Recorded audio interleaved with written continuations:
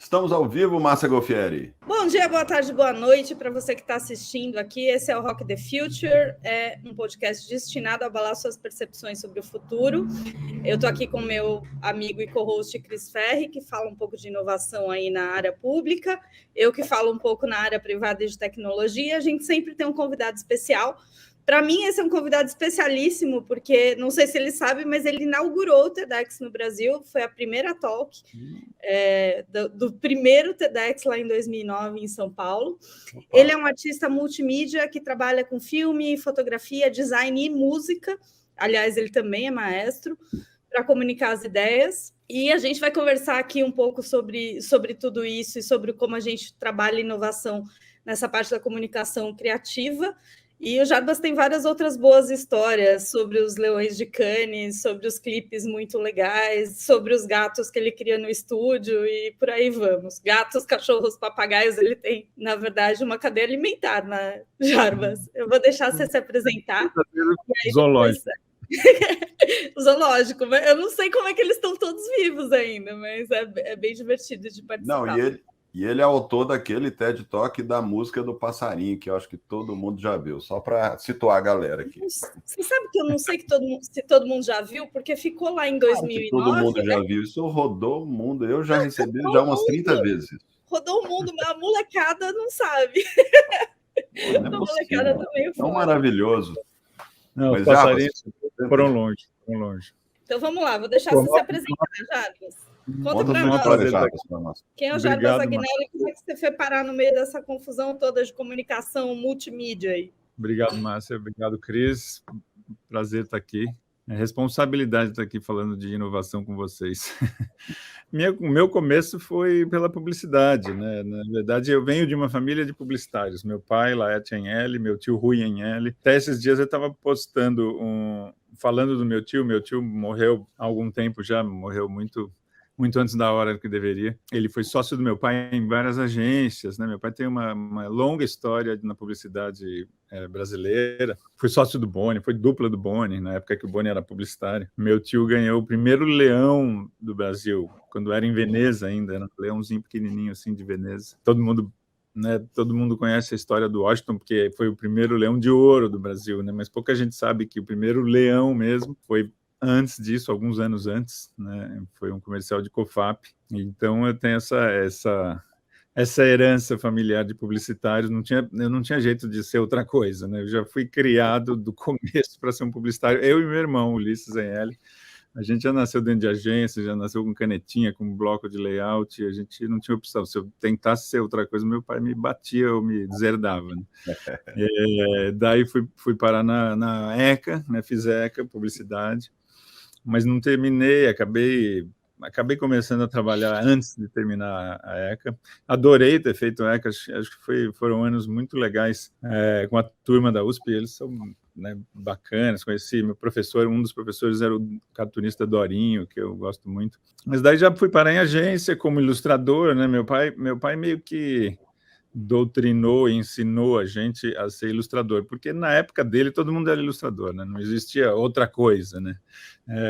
Para você ser diretor de arte, você tinha que saber desenhar. Hoje em dia já é completamente diferente, mas naquela época era Ecoline, era gouache, então eu era um ilustrador, né? Então entrei pela ilustração, mas eu queria criar, então eu comecei na MPM, depois passei para a DPZ, meio com diretor de arte júnior, e anos depois acabei na W do Washington, onde eu fiquei 13 anos, né, como diretor de arte. E dei uma sorte imensa, porque eu peguei os anos de ouro da publicidade brasileira, que foram final dos anos 80 até final dos anos 90, né? Foi uma década onde o Brasil ganhava tudo, né? E eu caí no meio eu caí no olho do furacão, né? Tava Nizam Guanais, Camila Franco, Marcelo Pires, Tete Pacheco, Alexandre Machado, Tomás Lorente, era um turbilhão ali, né, de gente hiper criativa e o Washington dando show com os clientes, né? Porque tudo era, eu acho que a publicidade, as engrenagens eram mais engraxadas, assim. tudo rodava mais fácil, né? Você entregava uma folha de sulfite com um roteiro batido à máquina e o cliente falava, beleza, e dava R$2 milhões para filmar e nem ia ver o filme pronto, né? Era uma outra história completamente diferente, né? E essa foi minha escola, né? Eu comecei dentro desse troço e já fazendo coisas, ganhando prêmio lá na W, mas eu sempre tive uma coisa muito ligada com a tecnologia, né? Eu sempre fui muito atraído pelo computador e pelo que o computador podia fazer desde... Meu primeiro computador foi em 82, né? Eu tive um VIC-20, depois um Commodore 64, depois passei para um Atari 1040, depois passei para os primeiros Macs. Então, na agência, eu era visto meio como o nerd, né? E o computador novo da agência sempre ia parar na minha mesa, né? Tinha um Mac 2 FX, tá lá para o Jabas, né? Então eu estava sempre com Photoshop 1.0, vamos ver o que dá para fazer com isso aqui, freehand, né? O que é ilustração vetorial, né?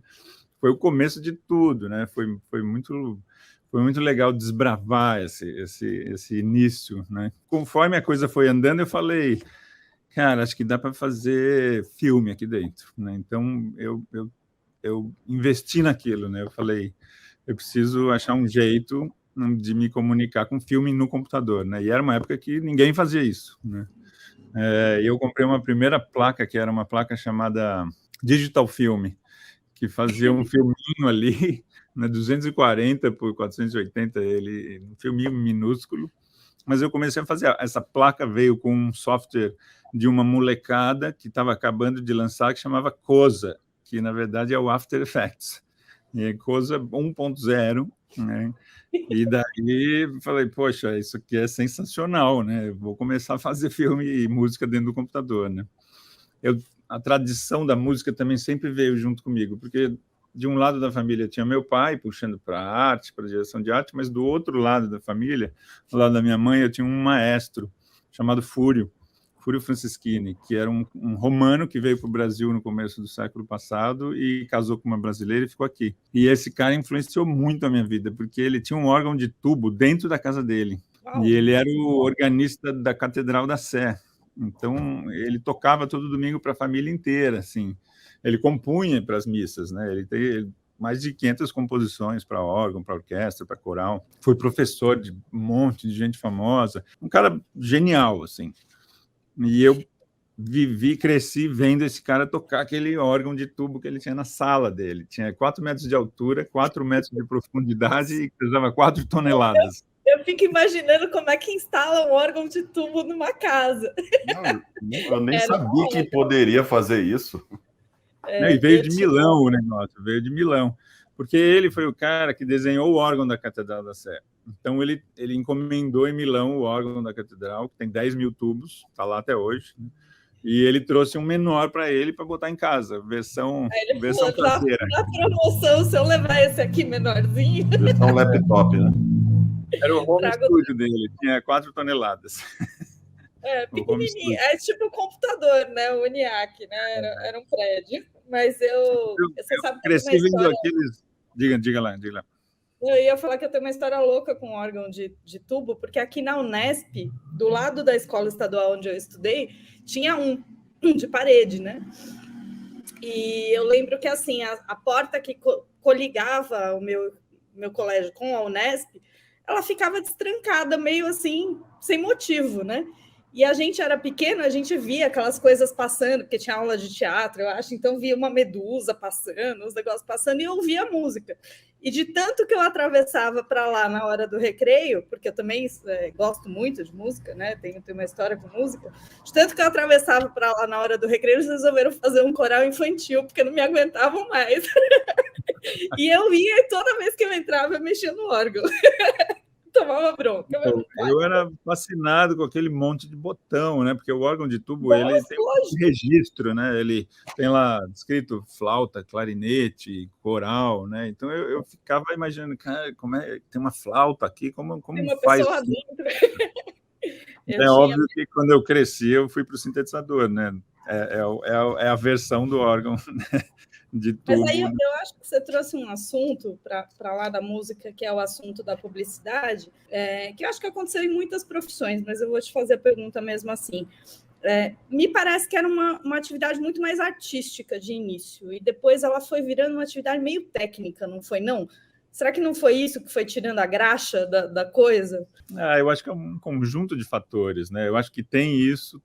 Eu acho que o mercado mudou, né? Eu acho que não só o mercado mudou em termos de mídia, né? Que pulverizou, deixou de ser só a televisão e o anúncio de revista, né? Então virou um monte de coisa e ao mesmo tempo eu acho que o mercado passou por crises também, né? Isso deixa os clientes mais medrosos, tudo fica um pouco mais contido, né? Tem mais pesquisa, tem mais gente dando opinião, tem mais cacique, tem mais, né?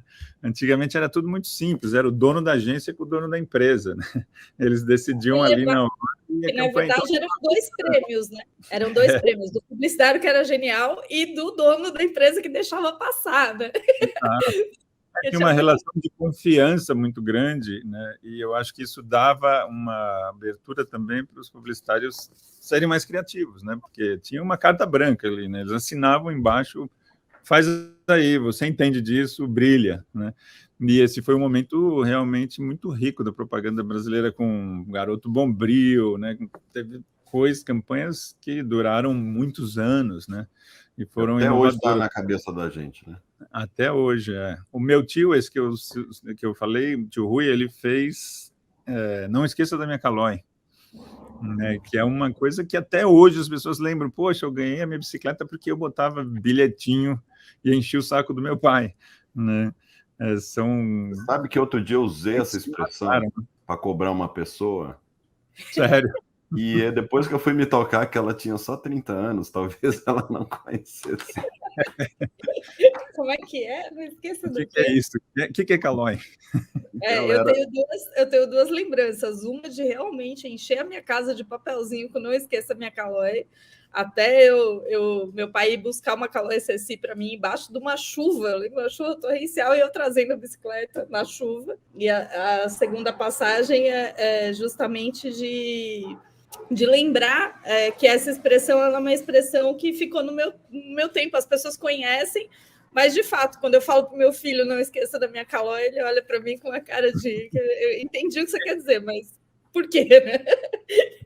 Que Calói é essa, mãe? E era uma Calói maior, por conta dessa expressão, eu acho até, do que era mountain bike lá fora, né? Aqui a gente não falava de mountain bike, a gente falava de Calói, e depois que a gente entendeu que tinha os aperfeiçoamentos, né?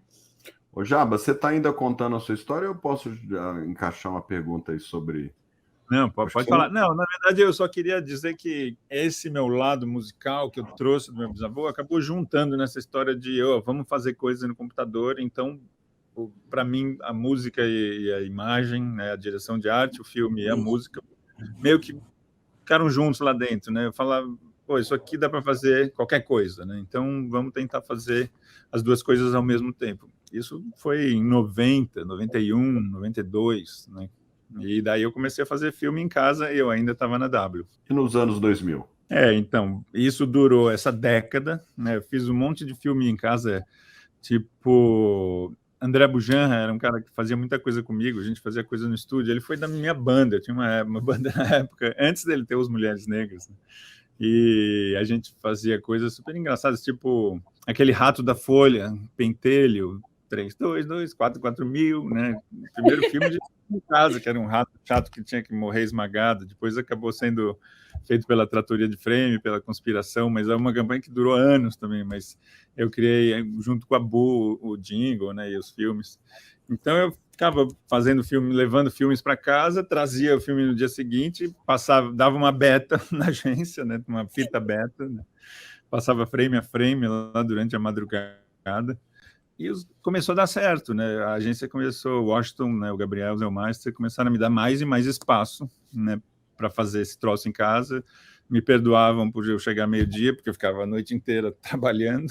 A noite inteira trabalhando, mais 8 horas de render, né? Porque... Exato, olhando o troço render. Mas daí, em 2000, eu fiz um filme que ganhou muito prêmio, que é um filme para a revista Época, chamado A Semana.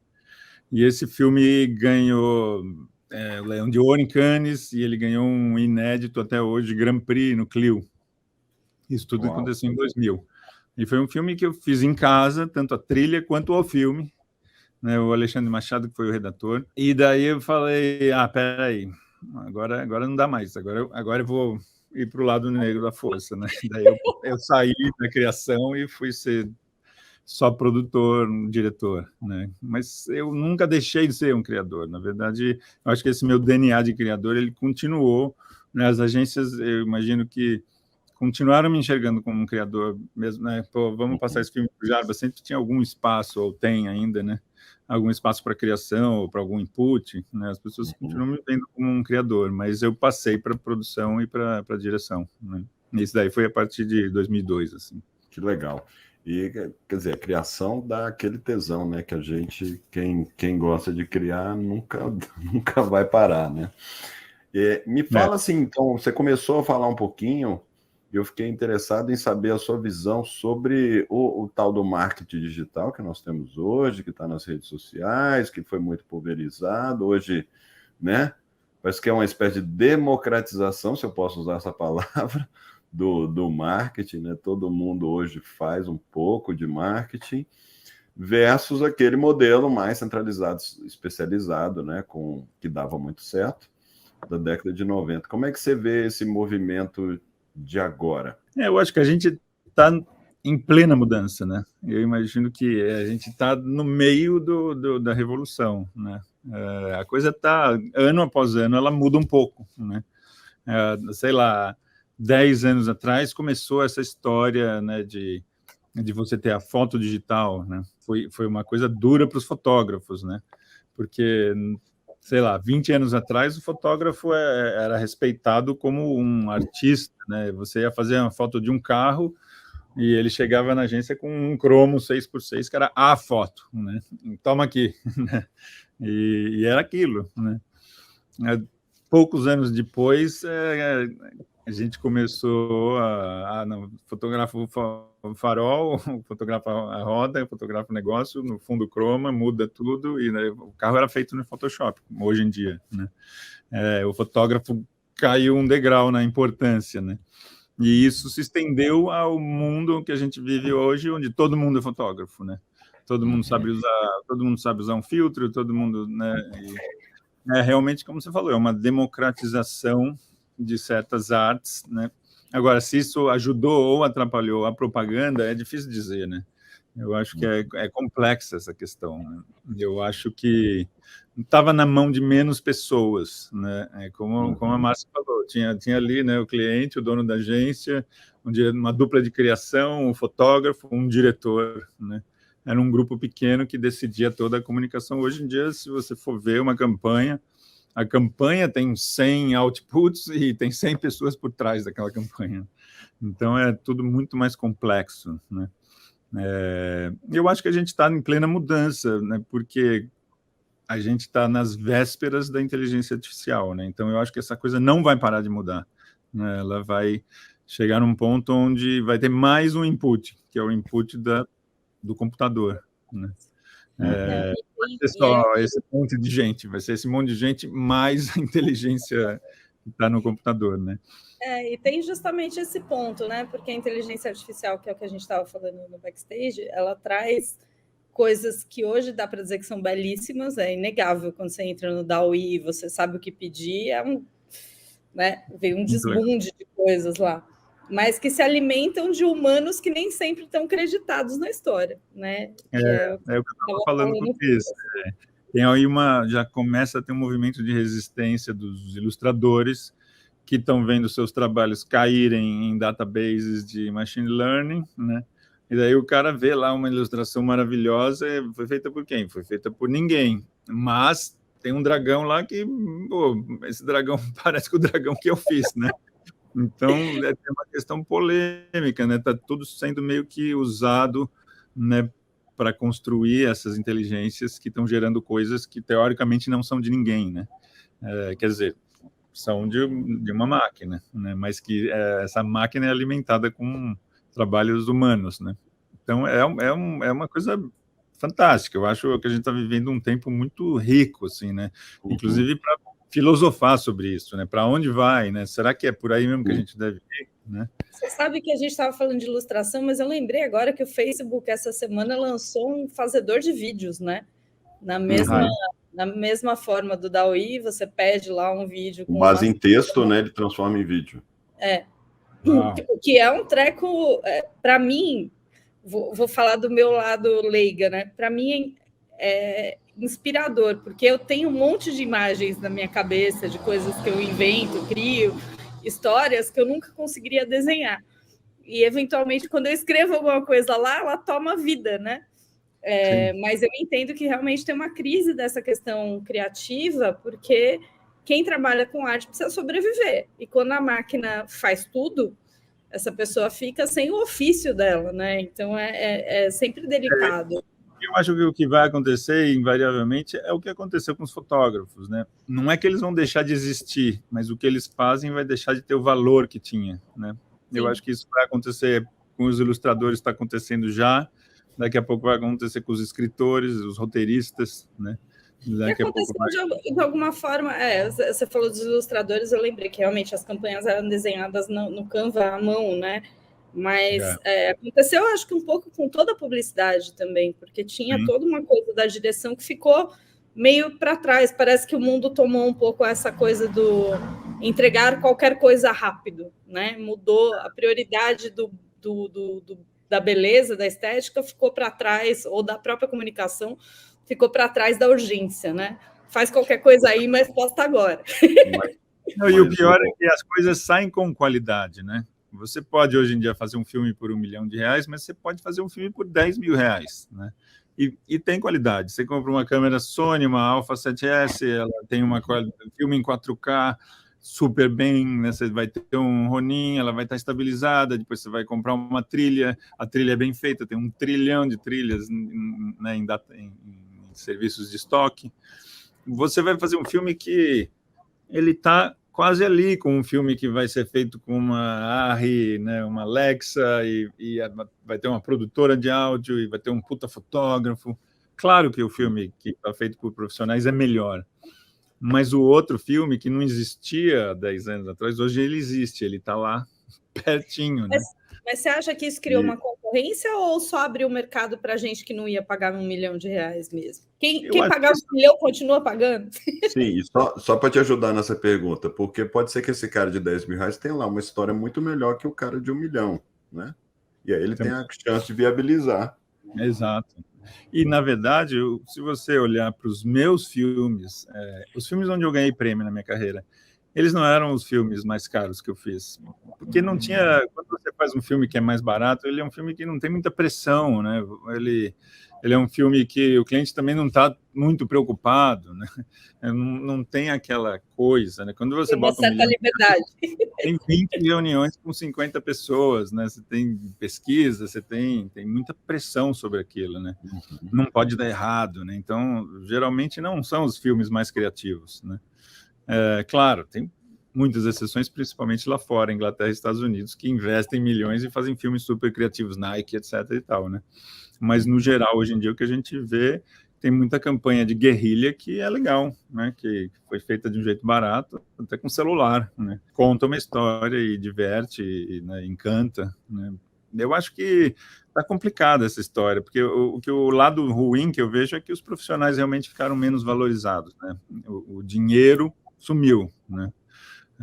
Claro, o cliente olha, poxa, mas eu posso fazer isso daí com tanto, por que eu vou pagar tanto? Então, no mercado em crise, a coisa ficou ruim para os profissionais, né? Grandes profissionais que tinham seus nomes super valorizados, hoje em dia estão se virando, e é um outro mundo, é uma outra realidade. E aí está se realizando meio que a profecia, por exemplo, entre tantos que já também falam disso, do Yuval Harari, né? De que em 2035 nós vamos ter lá milhões de pessoas desempregadas e que muitas delas não serão empregáveis. Ou seja, nós estamos vendo aí um mundo que vai ter muita gente que não vai ter lugar, né, no mercado de trabalho. Por isso que entra nessa história toda aquela discussão da renda mínima, universal é uma coisa que a gente tem discutido muito. Mas aí, Jabos, acho que um ponto importante aqui para eu te provocar é como é que a gente pode sempre pensar em ressignificar, né, o tempo todo as nossas profissões, assim, de que, poxa, o cara que é fotógrafo, agora ele pode ser sei lá, um cara que vai continuar tirando foto, mas aí ele vira um produtor e ele tem lá um canal do TikTok que ele faz umas montagens que bombam demais, porque ele vai saber também usar a fotografia melhor do que outros, do que a molecada, por exemplo, entendeu? Mas eu acho que esse é um dos segredos. Eu acho que eu dei sorte que eu comecei a fazer exatamente isso há muito tempo atrás, né? Misturar as coisas, né? Eu sempre gostei de misturar. Chegou um ponto na minha carreira onde eu quase que coloquei uma filosofia por trás disso. Assim, eu não vou ser bom em nada, mas eu vou ser mais ou menos em tudo, ou em várias coisas. Aí, Márcia, é sua cara isso, Márcia. Isso me lembra muito a história do pato, né? Que ele nada, ele voa, ele anda. Ele não é o melhor em nada, né? Mas ele é o pato. Mas na verdade ele é bom, né? Na verdade, o que eu fui descobrindo ao começar a ganhar prêmios, por exemplo, foi que, poxa, sendo mais ou menos em várias coisas, isso acaba virando, você ter controle sobre várias coisas, acaba virando uma coisa que é melhor, talvez, em alguns casos, não que é melhor sempre, né? Do que você ser excelente em uma coisa só, né? Essa mistura, às vezes, nasce alguma coisa legal, de você, né, ter controle sobre a música e fazer a música ao mesmo tempo. Eu gosto muito desse vai e volta, né? Eu estou fazendo filme, daí eu estou com os dois programas abertos ao mesmo tempo. Eu fico lá com o Ableton Live, com o After Effects, pulando de um para o outro, né? Eu acho que daí, às vezes, sai alguma coisa que é mágica. Poderia sair com dois profissionais em dois lugares diferentes? Poderia, mas eu acho que é menos provável, né?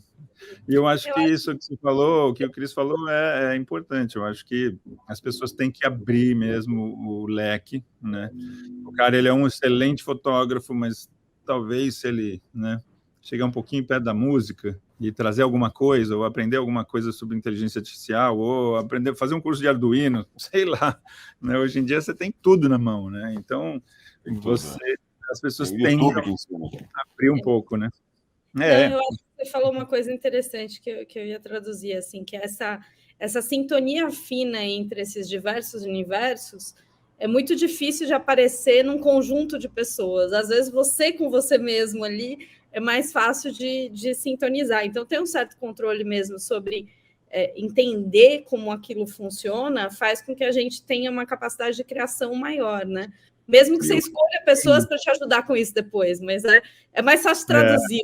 Traduzir para o outro, às vezes, eu queria esse barulhinho aqui assim, é muito mais difícil do que você ouvir na sua cabeça o barulhinho que você queria, né? Eu acho que quando você sabe o que você quer, trabalhar com várias pessoas é perfeito. Mas o que eu acho que acontece quando você trabalha sozinho em várias áreas é os acidentes, né? E aquele acidente que você está lá e você tem um estalo, né? Você, poxa, isso aqui deu errado, mas isso aqui é legal, né? E isso aconteceu milhares de vezes na minha carreira, né? E é uma coisa que só vai acontecer se você tiver com vários, né, com controle de várias coisas. É um erro. A ciência é feita disso, né? Um erro que você está tentando fazer uma coisa e acaba fazendo outra, né? Acaba acertando em outro lugar, né? Agora eu queria falar uma coisa que para mim é um paradoxo, assim, o que eu ouvia falar, né? Se você tiver um perfil humano no sentido da criatividade, um robô não vai roubar o seu trabalho. O robô vai roubar o seu trabalho se você fizer alguma coisa automatizada, mecânica. Esse aí esquece, né? O cara que fazia a compensação do caixa do banco, esquece, vai morrer. E aí a gente meio que se salvaguardava na questão da criatividade. Aí, de repente, os robôs invadiram esse pedaço que a gente achava que era impossível de ser invadido, né? Olha, mas eu vou confessar que eu nunca achei. Eu nunca achei que fosse impossível. Não sei, eu sou um grande fã do Ray Kurzweil, né? Eu sempre achei que a gente ia... Eu tenho uma visão bem pessimista do mundo daqui a 30 anos. Eu acho que todos nós vamos viver de uma graninha que os robôs vão dar para a gente ficar vivo. Eu Os acho dois até, são robôs, né? A gente para não controlar os fundos universais vão ser os robôs que vão fazer. E o Ray Kurzweil, ele prevê Ray Kurzweil prevê um governo global, né? Que provavelmente vai ser ajudado ou feito inteiramente por inteligência artificial. Nisso eu até concordo com que seja uma saída para o planeta, mas eu acho que vai ser inevitável. Será que é um robô que não vai falar tanto preconceito? No começo foi ruim, né? Todas as tentativas aquele robô da Microsoft, né, no Twitter, racista, né? Mas eu acho que virou parecendo um político aí de hoje. Mas eu acho que o troço, né, que essa velocidade exponencial que foi prevista pelo Kurzweil, né, eu acho que vai ser inevitável e vai ser muito rápido e vai ser muito avassalador, assim. O problema que eu vejo é que se a gente perder o controle mesmo, daí a coisa complica, né? E eu acho que é inevitável perder o controle. Eu, sinceramente, acho que o mundo devia se unir agora e tratar isso como energia nuclear, bomba atômica, sabe? Faz um conselho, G20, e discute para onde pode ir a inteligência artificial, até onde os cientistas podem mexer com isso, coloca regras, coloca parâmetros, né? Faz um estatuto, porque se deixar esse negócio solto, vai ser 5 minutos para um robô criar outro robô e eles falarem outra língua e a gente vai ficar olhando.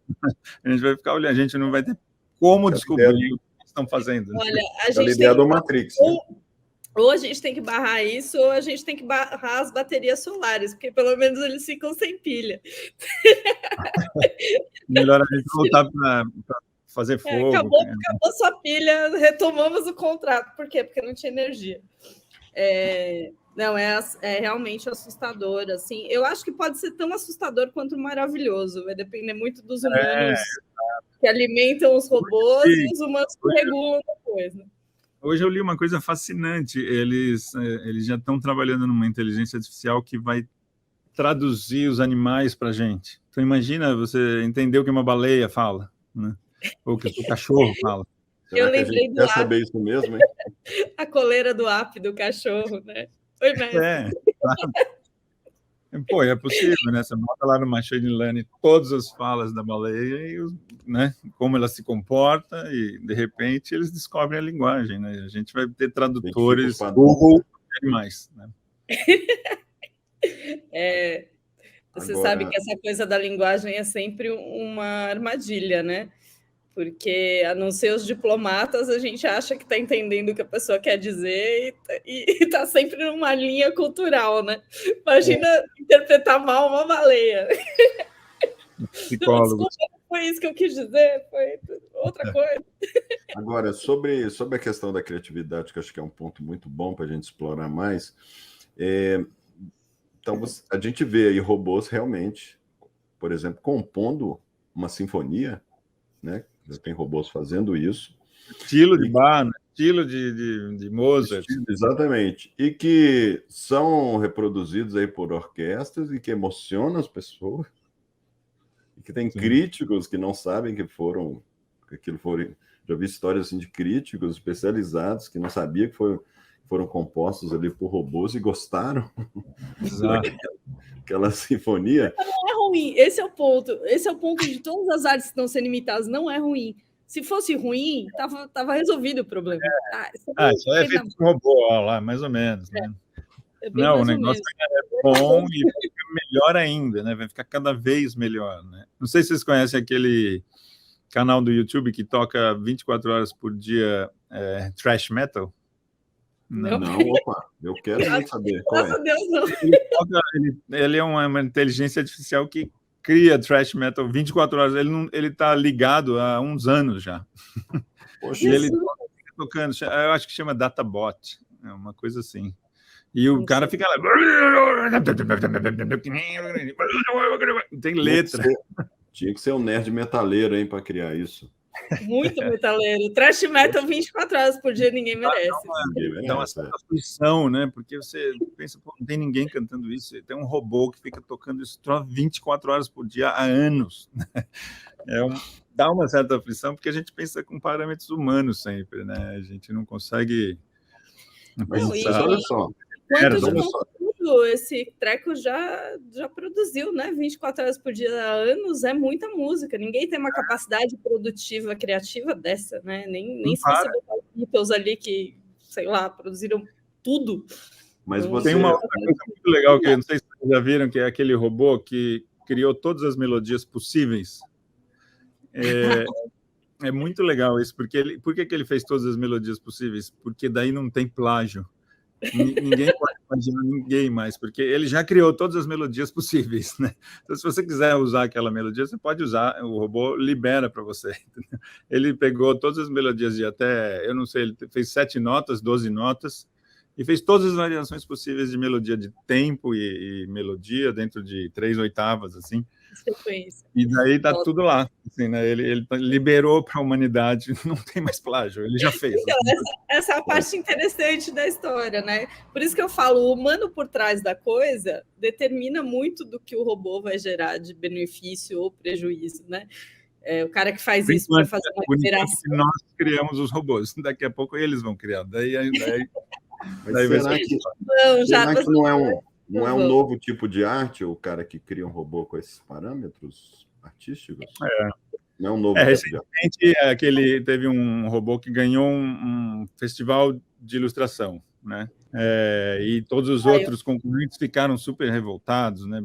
Mas quem ganhou, ele teve a ajuda do humano, né? O humano que colocou os parâmetros, o humano que editou o Photoshop no final, né? Então foi uma parceria, inteligência artificial, humano, e o cara escreveu a arte já dizendo, isso aqui foi feito por inteligência artificial. Os júris deram o primeiro prêmio para o cara, né? Então a gente está entrando numa área complexa, né? E isso aqui foi feito usando Photoshop, isso aqui foi feito usando uma câmera de altíssima definição. Aí é essa coisa, né? O quanto a ferramenta desclassifica ou classifica alguém, né? O quanto tem doping na história do concurso. O que eu ia falar? Eu ia falar desse robô de todas as melodias. Mas isso aí é um negócio que alguém já podia ter inventado há muito tempo, porque música é matemática, né? Mesmo jeito que você tem um computador que conhece todas as jogadas do xadrez. Mas é que são milhões de melodias, né? Então isso vai salvar uma galera aí do pop que vem sempre com os mesmos acordes há milhões de anos. Agora não plagiei o robô, eu não plagiei mais mas aí nós entramos numa questão que é a seguinte: será possível então que a criatividade, a criação, ela tem um limite? Chega num limite? A criação humana não tem limite. Ponto do tempo? Imagino que a gente ainda está usando pouco do nosso cérebro, né?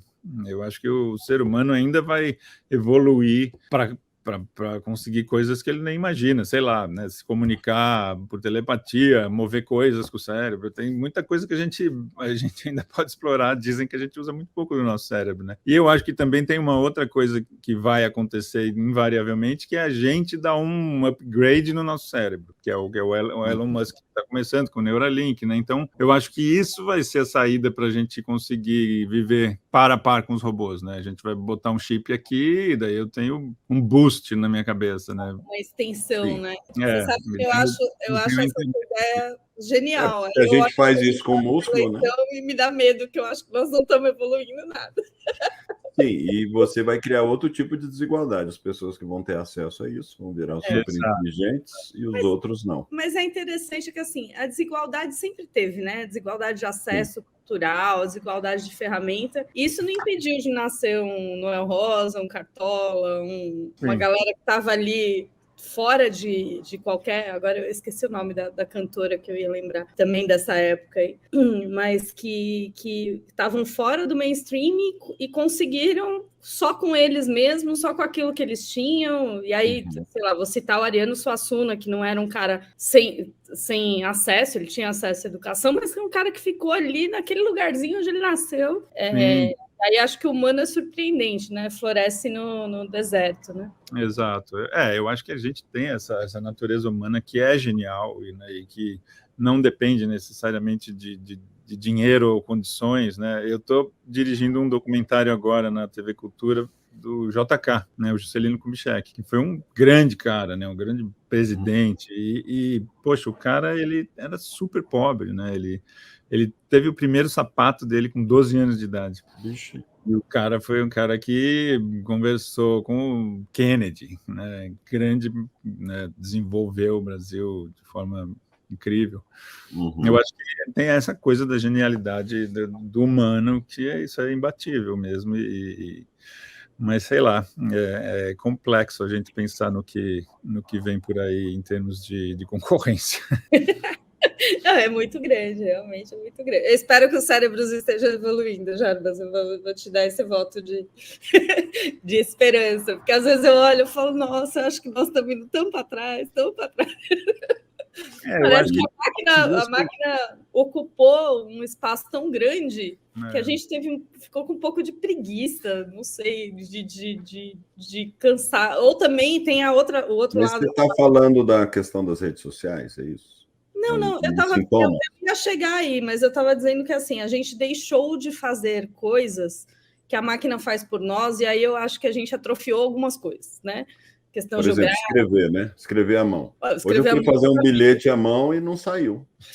Eu faço, mas se eu tiver que escrever um texto, eu já não consigo mais ter essa visão de preparar a estrutura do texto para depois escrever à mão, porque eu acostumei tanto a trocar tudo de ordem que o computador é mais fácil para mim. Mas tem essa outra coisa, né? Que a tecnologia nos roubou a atenção, que é uma coisa que já tinha na publicidade das informações muito curtas, mas com as redes sociais parece que ninguém aguenta mais ver nada além de 30 segundos, né? E eu vejo os meus filhos... Nem para produzir, nem para compreender, né? Eu vejo os meus filhos que odeiam realmente ler, né? Eles têm uma dificuldade enorme de parar e falar, pô, pai, mas esse livro aqui de 200 páginas, eu vou demorar um ano para ler. Eu falei, qual o problema de demorar um ano?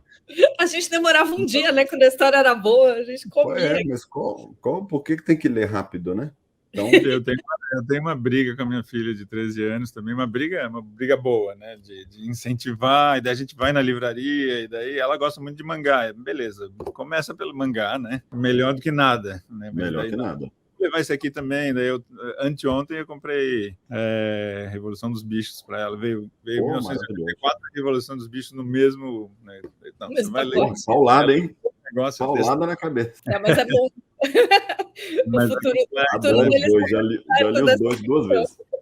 A atenção deles é muito facilmente, né, desviada, né? Então é difícil você ficar numa página, daí você pega a primeira frase que você não entende alguma coisa, né, já se perde ali, né? Eu acho que é complexo. Eu não sei, não lembro quem falava, se era o Domênico de Masi, que a gente perdeu essa coisa de não fazer nada, né? Sei lá, 30 anos atrás a gente ia para uma viagem no carro com os pais e não fazia nada, né? A gente ficava olhando pela janela, né?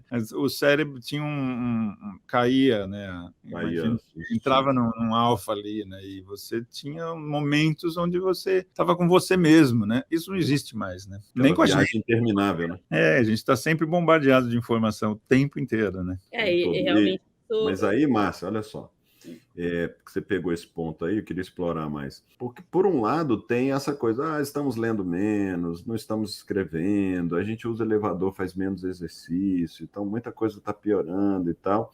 Mas, por exemplo, a gente tem mais conforto, mas foram criadas academias, as malhações se sofisticaram, tem mais tipos de esporte, então as pessoas estão precisando menos fazer exercício físico para trabalhar, para viver, e fazem mais com mais eficiência. Aí você pega... Então, peguei um exemplo aqui, um pouco nada a ver. Agora vamos para as redes sociais. Tá lá, os meninos... Eu ia fazer a piada que falar que a academia, para mim, é aquele lugar que você faz a matrícula e não volta mais. Volta vai tomar 6 meses depois que você pagou 6 meses de academia e nada aconteceu. Exatamente. Você vira até, né, um comediante falou, não, eu vou criar uma academia que é metade do preço, só que não tem nada lá. Você só vai... Faz matrícula, né? Nada, é muito mais barato. Sai dali se sentindo bem, né? Mas, deixa eu dar outro exemplo, senão vai parecer que foi burro meu comentário.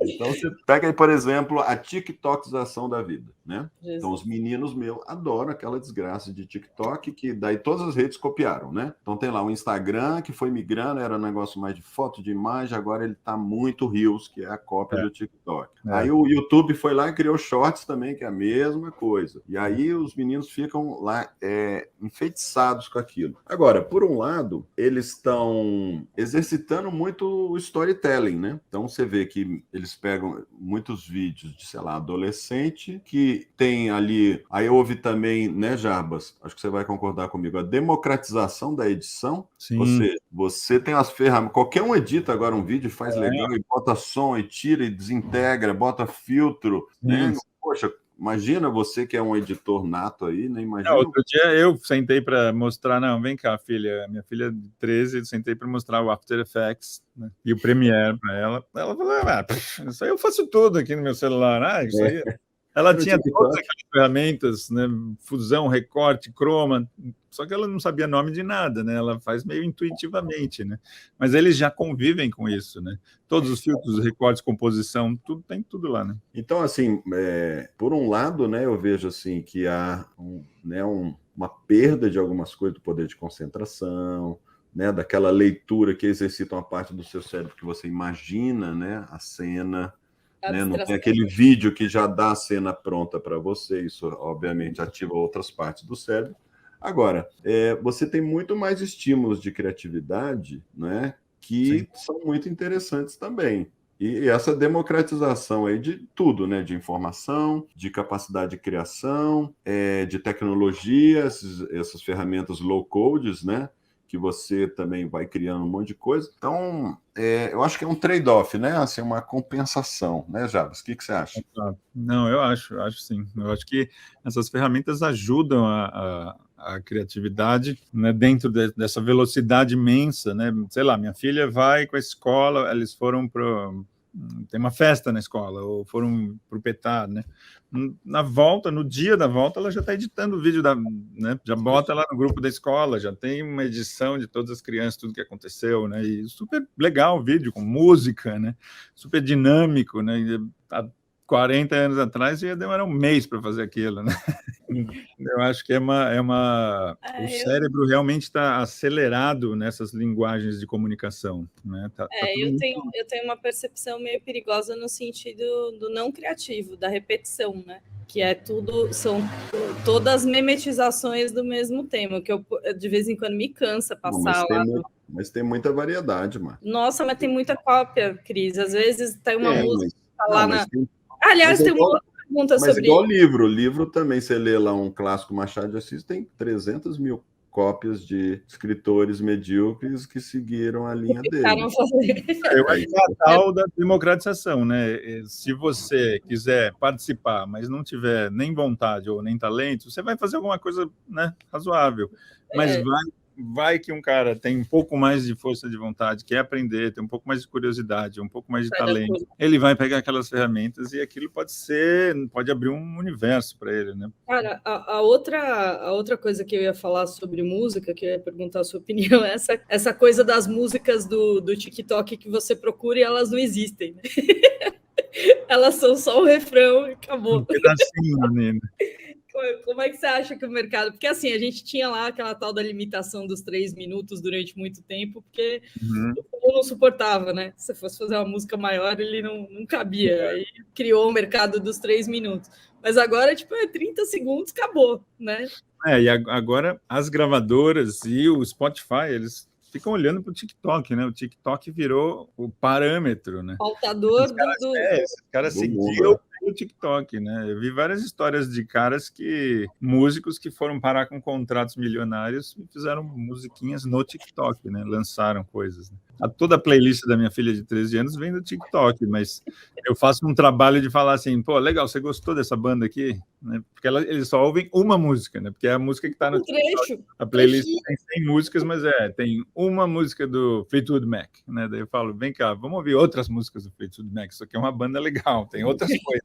Né? Eles não exploram muito, eles ficam naquilo. Não tem aquela coisa de ouvir um álbum, né? Um projeto. O que é álbum? morreu também, né? Essa aqui é o Fleetwood Mac, é uma banda muito legal e eles não têm só esse pedaço de música, eles têm outros e eles não fazem ideia do que é o TikTok. Não, pelo menos ela vai para o Spotify e ela ouve as músicas inteiras. Não, Mas aí é ela legal. tem pouco trabalho de exploração, de descobrir o que aquela banda faz mais, né? Então ela fica lá naquelas músicas. E como ela, eu acho que é toda uma geração, né? As amigas dela fazem a mesma coisa, né? Eles são pautados pelo TikTok, eles ouvem aquelas músicas e vão colocando mais músicas, mas não exploram a banda, né? Então, como é que faz para estourar uma música no TikTok? Você já descobriu? Oi, desculpa, não entendi. Como é que faz para estourar uma música no TikTok? Você já descobriu? Tem uma fórmula? Se descobrir, me conta, porque... Você tem que fazer um vídeo engraçadinho, a música é tipo secundária. A dança quem que manda no Trend Topics do TikTok? Quem que manda nesse negócio? Porque antigamente você tinha rádio, você tinha o Jabá, o cara lá, o locutor de rádio, botava você na rádio, você explodia. Olha, eu até onde eu li, até onde eu entendo, o que manda no TikTok é a frequência, né? Porque tem os caras lá que contam histórias que botavam uma vez por mês, não dava nada, botava uma vez por semana, não dava nada. Passou a colocar 3 vezes por dia, o cara ficou milionário, né? Vai lá, tem uma hora que chega alguém e fala, vem cá, vamos fazer um contrato com você, você vai ganhar tanto. É uma coisa de... Você tem que se dedicar só a isso na vida, né? Os caras que realmente fazem isso, beleza, eu vou largar meu emprego, eu vou fazer isso aqui. Pode ser que não dê certo, mas essa é a única chance de dar certo. A única chance é ser consumido, literalmente, pela ferramenta. O que eu não vou fazer. Então. Eu estava discutindo... Você é amigo do Cava também, não é? Do Ricardo Cavallini. O Cava veio aqui esses dias, a gente estava conversando com ele, ele falava, cara, o algoritmo do YouTube é um treco maluco. Se eu quiser realmente ganhar dinheiro com o YouTube, eu vou ter que parar tudo. E eu não é o que eu quero, né? Não é a minha vida. Você tem que... como os árabes falam, para você ter dinheiro, você tem que ter amor ao dinheiro, né? O YouTube e as redes sociais é a mesma coisa, você tem que amar aquele negócio, você tem que casar com o TikTok, casar com o YouTube, viver só fazendo aquilo. Daí ele vai retribuir alguma coisa para você. Eu fico imaginando uma coisa meio Matrix, assim, você e o algoritmo meio coligados umbilicalmente pelo resto da vida. E se você esquecer de fazer um vídeo um dia, acabou, o algoritmo já te... não, você não está mais tão produtivo. Você sabe que eu estava um tempo que eu estava publicando bastante no Instagram, e tem hora que você fica meio que vira um relacionamento com o algoritmo mesmo. Assim, aposto que ele vai gostar disso aqui, quer ver? Nesse horário, desse jeito. Eu já sei o que ele gosta. É uma relação de toma lá da cá, né? Você fica esperando o feedback, né? Então tem um vai e volta mesmo, né? É um farejador de algoritmo aí, é um novo talento, viu, Marcos? Eu vou desenvolver esse ainda um farejador de algoritmo. Para isso, você tem que experimentar muito e postar bastante. Mas essa coisa o algoritmo é muito louco, né? Porque eu fico pensando, é mais um filho que a gente tem, né? Eu tenho 4 filhos, né? Tenho 5, na verdade, porque eu tenho um algoritmo. Então, às vezes, eu me pego pensando, cara, eu estou olhando para esse anúncio aqui mais do que 5 segundos. Isso aqui vai dar problema. Eu estou educando meu algoritmo errado, ele vai achar que eu gosto disso. Eu estou mimando muito ele, né? Não, ele pode achar que eu gosto disso. Não me entenda mal, eu não gosto desse troço aqui. Teve um dia desse que eu comentei algum comentário de alguém sobre alguma bobagem que tinha no meio da história a maçonaria. Aí eu comecei a receber vários. Eu falei, gente, não, algoritmo, foi sem querer. Se preocupar com quanto tempo a gente olha para um ela, né? Qual o meu mapa de calor, né? Eu não estou vendo isso, eu não estou vendo. Agora, tem uma coisa aí, Jarbas, que me parece assim clássico, isso talvez nunca mude, que é essa necessidade de emocionar as pessoas, né? Que é o trabalho que você faz, né? Contar histórias.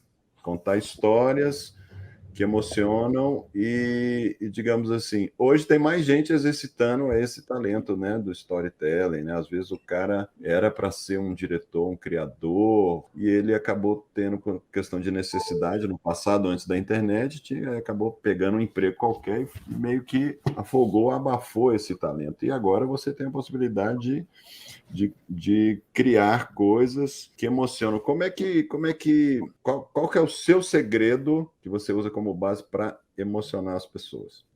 Eu acho que o homem sempre teve essa necessidade de contar histórias, né? Desde da fogueira, né? Depois com os livros, depois com os filmes, né? E agora com os mil. Eu acho que as minhas ferramentas sempre foram a mistura das coisas, né? Como eu falei, né? Tentar usar a música e as imagens de uma maneira X, né? Que consiga engajar, né, e emocionar, e eu acho que esse é o caminho que eu escolhi seguir, né? Claro, não é um caminho novo, né? O cinema sempre usou isso, né? O videoclipe sempre usou isso, né? Mas eu acho que eu escolhi pisar um pouco fundo nessa linguagem de você tentar extrair emoção da sincronização, né? Esse sempre foi um tema que eu persegui muito na minha vida, né? Explica melhor. Gente consegue talvez fazer uma coisa que tem uma mágica ali, porque a nossa vida é sincronização, né?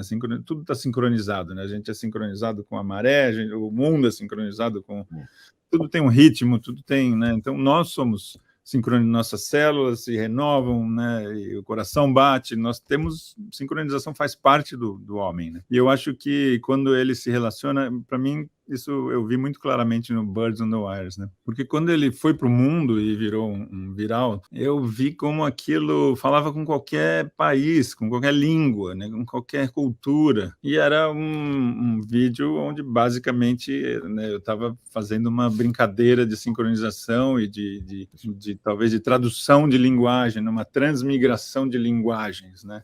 Estava pegando uma foto, pegando uma música, né? Conta essa história aí rapidinho, só para quem não conhece. Foi uma coisa que aconteceu em 2009. Eu estava sentado vendo o Estadão, que eu assinava, e daí na segunda página tinha essa foto, que era uma foto de pássaros nos fios. Eram, sei lá, acho que tinha 20 e poucos pássaros, todos nos fios, mas o que me chamou a atenção na foto é que eram 5 fios, né? Geralmente, quando a gente olha na rua, são 4 fios ou 3 fios, né? E 5 fios é exatamente o número das linhas de uma pauta musical. E daí eu tive esse insight, eu cortei a foto, fui pro piano. Mas era uma foto artística ou uma foto aleatória de... Uma foto aleatória. Um fotógrafo chamado Paulo Pinto, que fotografou aquilo no quintal da mãe dele, lá no Rio Grande do Sul. E ele olhou e falou. E ele pensou exatamente a mesma coisa que eu. Ele falou... Porque depois eu conheci o Paulo Pinto, a gente ficou amigo, né? Ele falou, pô, isso aqui parece uma pauta musical, e clique. Né? No mesmo dia eu fiz a música. Ah, tá. Isso é legal saber como fiz a música e mandei para ele no mesmo dia, né? Eu fiz uma música simples, assim, né? Com arranjo de samples, de orquestra, né? E a música ficou uma música doce. Claro que eu interpretei aquilo, né? 4x4, isso aqui, né, vai estar uma clave de sol, os pássaros, eles estão ocupando os espaços e não as linhas, né? Eu interpretei o troço. O tempo, né? Claro, os pássaros não tinham, as notas não estavam semicocheia, cocheia, eu interpretei o tempo também. E daí ele falou, cara, que maravilhoso. Eu achei ele na internet, né? Eu dei um Google. E ele amou e botou no Estadão. No dia seguinte, saiu uma matéria de uma página no Estadão sobre o artista que fez uma música com... Mas tem um pedacinho da história que você não contou aí, que quando você mandou a música, ele te mandou o resto da foto. Ah, sim, exato. Mas até... Aí tinha mais música, né? Eu falei com ele assim, você pode me mandar a foto em alta, que eu quero fazer um vídeo, né? Mas quando saiu no Estadão, não existia o vídeo ainda. Existia só a foto e a música. Depois disso eu falei, pô, me manda a foto que eu vou fazer um vídeo, porque eu achei que ali tinha alguma coisa que valia a pena ser contada de uma forma didática, assim, né? Como é que essa foto virou? Então eu fiz, ele me mandou, como você falou, ele me mandou a foto original e o Estadão tinha cropado, eu ganhei mais 4 pássaros para cada lado, 4 notas para cada lado. Tive que voltar lá e refazer a música, mas deu certo, e daí eu fiz o vídeo. Fiz um videozinho simples, dava close nos passarinhos, mas o vídeo ele ia mostrando os passarinhos virando notas, né? Então ficou bem didático, né? As pessoas conseguiam entender. Olha, ele pegou a foto, os pássaros viraram notas. Então, mesmo quem não entendia de música, sacou, né? Que aquele troço foi feito. E a música ficou legal. Assim, eu acho que um dos maiores elogios que eu recebo nesse vídeo é as pessoas falando, isso é falso. Ele photoshopou os pássaros. Ele mudou. Isso é o maior elogio, né? Porque a música ficou legal e eu não photoshopei nenhum pássaro. Eu toquei exatamente aquilo, né? Então, deu certo mesmo. Né? E foi a música de Deus aí, né? Fora esse comentário também, né? Pô, isso aí é música de Deus falando. Mas eu sempre uso um pouco dessa história para falar, quando eu estou falando de criatividade com os meus alunos, eu falo isso, que a poesia está nos olhos de quem vê. Todo mundo viu aquela foto, né? Estava no Instagram. Eu falo isso. Em palestras que eu dou, eu falo assim, poxa, quantos músicos muito melhores do que eu viram essa foto, né? É o insight que você tem da conexão, né? E aí a questão é a seguinte, o robô conseguiria fazer isso? Ter essa ideia? Facilmente. Acho que ter ideia não, fazer um clique não. Alguém ia ter que falar para ele, robô, olha aqui essa foto, faz uma música. Mas olha só a conspiração de humanos aí. Um tirou a foto, o outro viu, né? E o outro divulgou. Então, a conspiração que talvez os robôs não conseguissem. Tem uma interação humana aí, né? Muito humana. Mas o que eu falo nessa história dos músicos é assim, eu acho que não foi tanto insight e não foi tanto a minha capacidade musical. Foi um impulso quase infantil, né? Foi a iniciativa que fez aquele troço, né? Pô, será que tem uma música? Eu vou recortar e vou levar esse negócio para o piano. Foi a sacada, né? O insight. Mas você está aberto, quase como uma criança, né? Às vezes eu faço esse exercício. Como é que eu poderia pensar se fosse uma criança, né? A gente perde o tempo, né? Você tem que acreditar em coisas que aparentemente são bobas ou que são, né? Dá chance para coisas, né? Eu acho que esse é o segredo desse troço, assim, ir lá e acreditar numa coisa meio ingênua, meio boba, meio infantil, né? Pássaros que vão virar música, né? E acho que tem 2 pontos aí fenomenais na sua trajetória, que uma delas é essa, né? Que essa coisa do pueril, ela é muito emocionante para todo mundo já foi criança, todo mundo tem ali um lugar onde isso mexe. Então, quando a gente faz essas coisas mais ingênuas, de certa forma, quando elas são autênticas e reais, elas encostam em alguém. E a outra coisa que tem a ver até com uma TED Talk que eu vi também há um tempo atrás, que é assim, a emoção está na conjugação de vários sentidos ao mesmo tempo. Então, quando você ocupa ali a audição, você ocupa a visão e você vai ocupando as outras coisas, de certa forma é quase impossível o cérebro dissociar daquilo. Por isso que a música, assiste um filme sem trilha musical, metade das coisas que você chorou, você não vai chorar. É verdade. Perde, né? Essa coisa da música, que é uma arte muito nobre, e da sincronia e do multissentidos, faz com que tudo fique muito significativo. E aí, quando você emociona, você aciona um outro gatilho, né? Que é a memória. O cara sempre... A coisa que emocionou o cara para o bem ou para o mal, ele sempre vai lembrar. Então, quem assistiu aquele vídeo, eu assisti aquele dia, eu estava lá na plateia, na primeira fila, eu lembro de conversar com o Helder e olhar e falar, nossa, que incrível, porque eu não participei da organização, né? Eu estava mais nas coisas de captação de recursos e tal, e eu lembro de sentar e falar, cara, que incrível isso aqui. E que incrível que ele escolheu para abrir, porque todo mundo lembra. Tocou em todas as reuniões do TEDx, em todas as coisas que a gente fez do TEDx pelo mundo, aquela primeira música que toca. Não, coitado dos outros convidados lá que falaram, né? Que aí já entraram perdendo a graça, né? Não, eram todos muito bons, cada um na sua... Eram muito bons, mas era para ter deixado para o final, né? O Jarbas deve lembrar lá que não tinha amadores naquele palco, era todo mundo realmente muito bom. Foi muito legal. Mas assim, o que aquilo fez com a gente? Tava todo mundo tenso porque não sabia o que era o TEDx era uma novidade no Brasil, quem sabia o que era o TED no mundo tinha uma certa ideia, e aquilo quebrou a gente. Então, quando aquilo... eu sempre falo que quando a gente quebra, a gente abre, né, a possibilidade de algo entrar. Então, como todo mundo chorou na primeira música, todas as outras palestras depois fizeram maior sentido. Nossa, a gente olhava e falava, ainda estou emocionado, peraí. Ele convenceu que foi melhor começar mesmo. Não, eu não acreditei, porque todo mundo ficou em pé, né, para aplaudir. Teve um standing ovation lá, e poxa, eu falei, caramba, isso é uma brincadeira. Quase que eu falei, isso é só uma brincadeira que eu fiz, um minuto. Mas é emocionante. Eu lembro assim, até hoje da emoção que eu senti vendo isso. Eu tenho 3 momentos que aconteceram isso nos TEDx que eu participei. Uma delas foi esse, que foi o que abriu, que aí todo mundo falou, puta, agora eu entendi o que é isso aqui, é muito maluco e muito legal, e vamos ouvir. A segunda foi com a Mina Hadi, que é uma ativista contra apedrejamento de mulheres lá no Irã, que a gente fez no TEDx SPM. Ela estava falando alemão, as pessoas tiraram o fone e choraram. Elas entendiam... Mágico, porque ela estava mostrando como é o ritual de apedrejamento, as pessoas não conseguiam mais ouvir, elas tiraram coisa e entenderam, que é essa comunicação mágica, né? E a terceira foi com a Ana Cláudia Quintana Arantes, no TEDx da Faculdade de Medicina da USP, que ela foi falar sobre morte. Ali também, ninguém...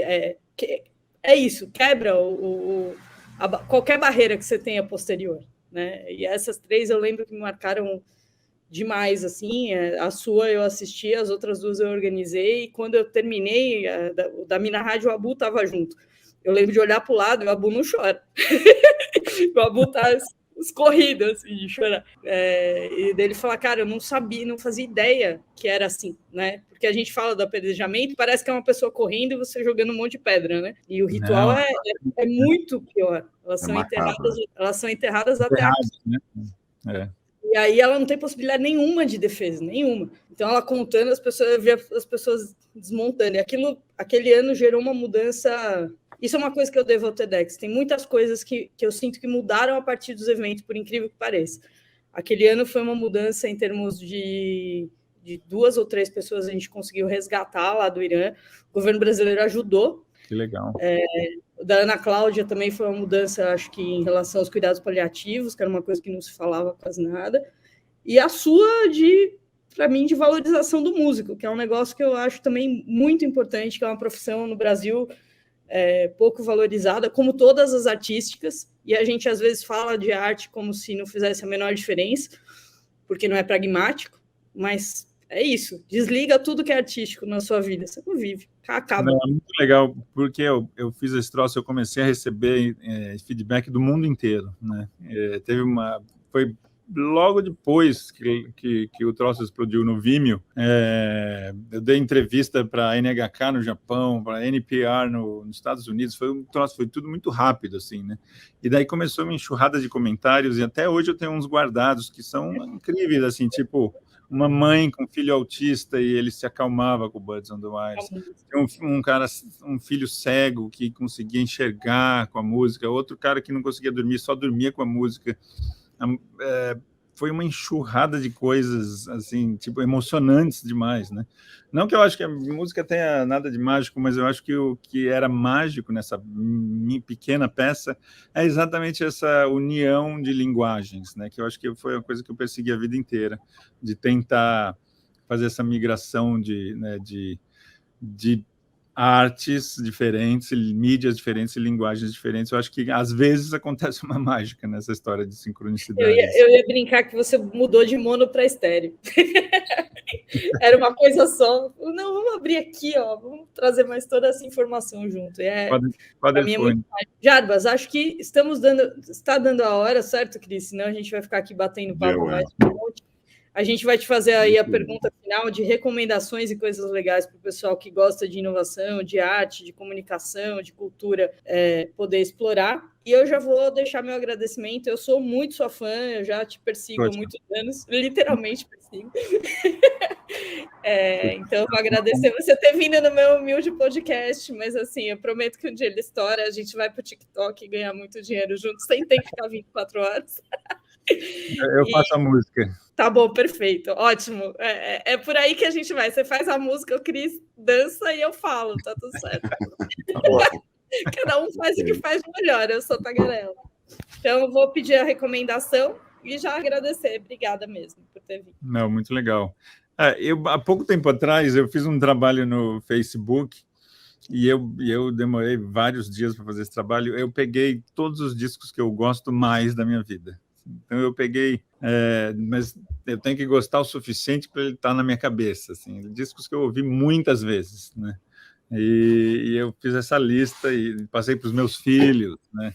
Eu passei para os meus filhos quase como uma herança. Olha isso aqui, cuida bem disso aqui. Né? É a minha curadoria musical, custou muitos anos de ouvido. Aí desde 69, assim, tem Revolver dos Beatles, os Mutantes, vai desde lá de trás, daí vem vindo e até agora, né? Eu acho que o último disco é de 2021, uma banda chamada Weevil. E eu tenho essa lista. Eu posso deixar essa lista para vocês, depois vocês colocam essa lista no post, né? Lá tem, acho que 48 discos. Isso eu não repeti nenhuma banda, né? Eu falei, vou botar uma banda. Tem um Radiohead, tem um, né? Então eu coloquei todos os discos que eu acho Joy Division, tem um New Order. Eu gosto de vários. Tem Johnny Cash lá no meio? Não tem Johnny Cash. Não, eu já explico na abertura do post que é assim. Não é uma lista dos melhores discos do mundo, nem das bandas mais famosas do mundo, sabe? Não tem Rolling Stones lá, não tem Elton John, não tem Prince, não tem Michael Jackson, mas são os discos que me formaram, né? Que eu acho que aquilo formou o meu gosto musical, mas mais do que isso, eu acho que formou minha personalidade, né? Eu sempre dei muita importância para a música, né? Mas é uma lista só de pop, né? Não tem clássico, que eu também gosto muito, erudito, e também não tem jazz, que eu também gosto muito. É uma lista de pop, eu posso deixar para vocês, e daí vocês podem... no Facebook, eu tenho do Johnny Cash, porque eu estou esperando a lista dos melhores clipes do mundo. Bom, o melhor clipe, que eu acho o melhor clipe do mundo, é um clipe do Johnny Cash, que é o Hurt. Então, eu estou esperando você fazer a próxima lista para na próxima. É uma música do Nine Inch Nails, né? Que foi regravada. Eu acho esse clipe o melhor clipe do mundo, que é do Mark Romanek, né? Eu até postei isso também no Facebook. Eu conto que eu acho esse clipe tão bom, assim, eu choro toda vez que eu vejo esse clipe, porque o Johnny Cash estava quase morrendo, né, na vida dele, né? Ele estava bem no finzinho, ele morreu 7 meses depois de gravar o clipe. E então aquilo é muito, né, muito forte. Ele está falando de dor, ele está falando do passado dele, né? E um dia eu escrevi para o Mark Romanek, que é o diretor, né, que é um super diretor de clipes incríveis, né? Eu falei, cara, achei o e-mail dele na internet, falei, só para te dizer que você fez o melhor clipe do mundo. E ele me respondeu, eu nunca imaginava que ele ia me responder. Ele escreveu, poxa, obrigado por tomar o seu tempo para me escrever, isso me trouxe um sorriso no rosto. E eu guardei o e-mail, assim, porque, poxa... Eu vou fazer um call for action da galera que assistiu o Buzzing Wire, pode mandar um e-mail para o Jarbas para a gente plantar vários sorrisos aí. Muito legal. Eu mando a lista para vocês, se vocês quiserem postar. Tá bom, não, a gente quer sim, a gente vai pôr nos comentários. Jarbas, foi um prazer, viu? Muito obrigado. Parabéns pelo trabalho. Prazer, eu vi agora o Birds in the Wires de novo e já estou mandando aqui para uma galera. Então tá bom, a gente se vê na próxima terça que vem, 19h30, a gente está por aí. Obrigada, Jarbas. Um abraço, valeu. Obrigado, foi um prazer.